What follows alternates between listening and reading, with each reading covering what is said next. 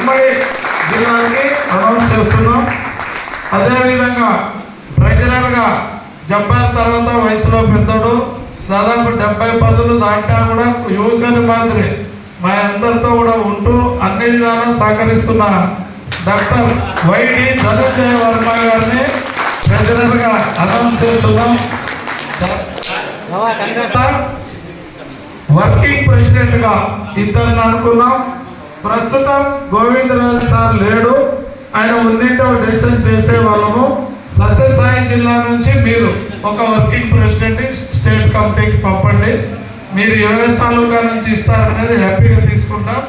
అదేవిధంగా ఇక్కడ ప్రధాన కార్యదర్శి అనంతపురం జిల్లా ఉన్నాడు కాబట్టి ఆర్గనైజింగ్ సెక్రటరీ రాష్ట్ర ఒకరు సత్యసాయి జిల్లా నుంచి మీరు ఇవ్వండి.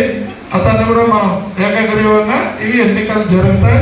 సమాచార రాష్ట్రం 2 కమిటీలకి మరియు చైర్మన్ ఉపేంద్రారెడ్డి ఫెడరేషన్ నుంచి ఉంటే అక్కడ కూడా రిప్రజెంటేషన్ బాగా సమర్థవంతంగా మంచి హ్యాండ్ రైటింగ్ మంచి చాకచక్యంగా ఈ పేపర్ వర్క్స్ వేరే వాళ్ళతో నిజంగా కాలేదు. 20 సంవత్సరాలు నేను కొంచెం బాగా యాక్టివ్గా ఉన్నప్పుడు చేయగలిగిన మళ్ళా కాలేదు. ఇప్పుడు కిరణ్ మయి దాన్ని సక్సెస్ఫుల్గా మీ అందరికీ నెరవేరుస్తుంది.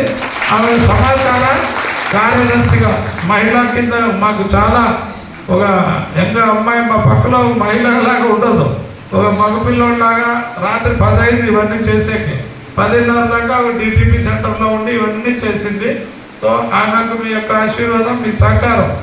నెక్స్ట్ జనరేషన్ లీడర్స్లో ఇప్పుడు ఆమె ఒక టీం తయారు చేయాలి మనం. నెక్స్ట్ 40-45 ఏళ్ళ వాళ్ళందరినీ ఇది ప్రక్రియ స్టార్ట్ చేశాం. మేమంతా రిటైర్మెంట్ 3 ఏళ్ళ తర్వాత మళ్ళా సలహాదారులుగా ఉండి చేయాలి అనుకుంటున్నాం.